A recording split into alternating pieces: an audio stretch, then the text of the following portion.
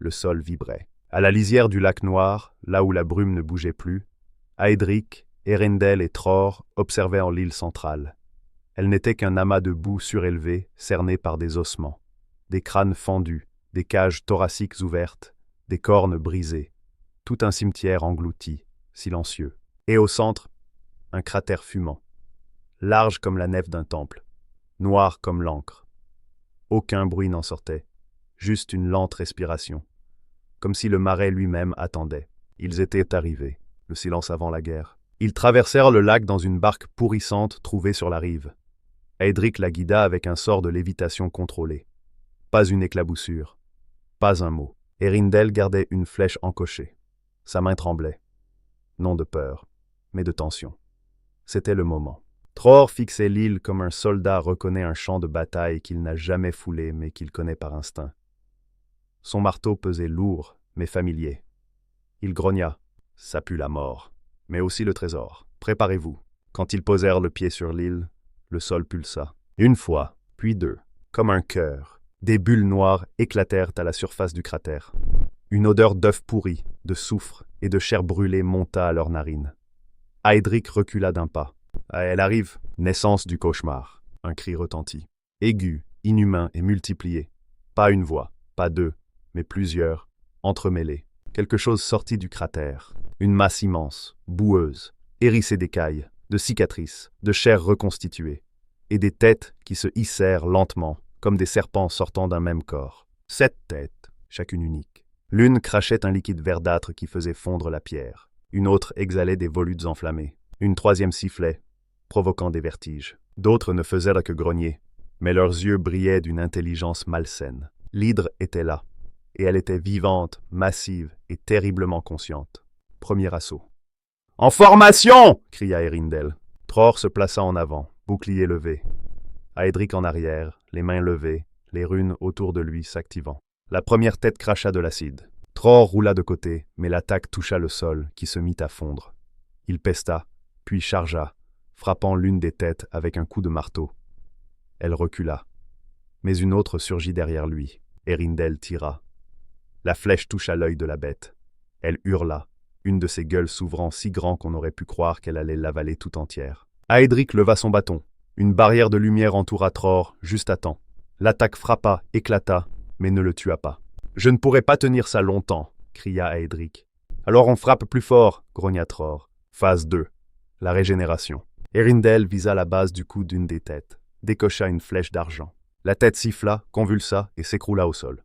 Mais à la place de la plaie, 2 nouvelles têtes émergèrent. « Par les dieux!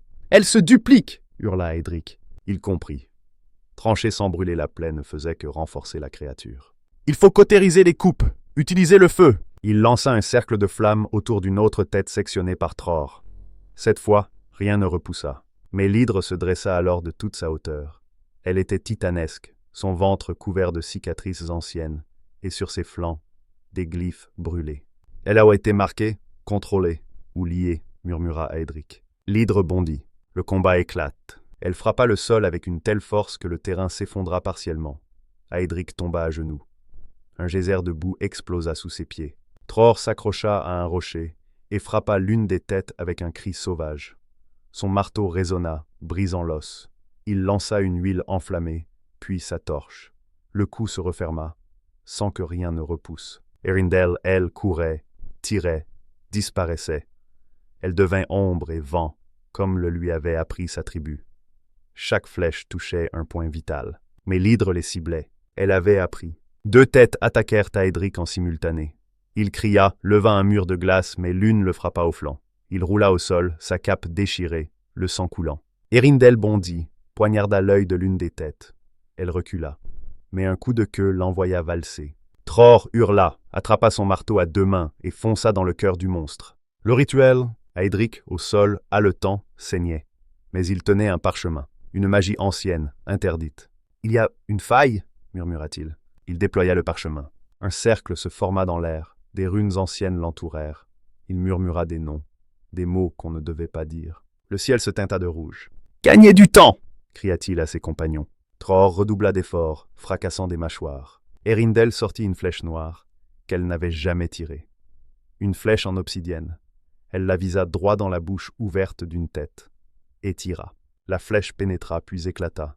La tête explosa de l'intérieur. Aedric termina le rituel. Une lumière aveuglante jaillit du ciel. Elle frappa le corps de l'hydre. Les glyphes sur sa peau s'enflammèrent, brisant les liens magiques qui la soutenaient. La fin, l'hydre hurla. Ses têtes s'entrechoquaient. Son corps convulsa. Tror grimpa sur son flanc, sauta, leva son marteau. Pour les ancêtres, il frappa. Le cœur apparut. Une masse palpitante, noire, couverte de runes. Aedric lança son dernier sort, un rayon de feu pur. Eärendil tira une flèche bénie. Le feu, la flèche et le marteau frappèrent en même temps. Le cœur explosa. L'hydre tomba et ne se releva pas. L'après, le silence revint.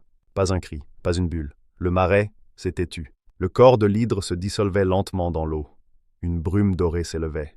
Une énergie ancienne, brute. Aedric en recueillit un fragment dans une fiole. Eärendil s'agenouilla, l'arc brisé mais le regard fier.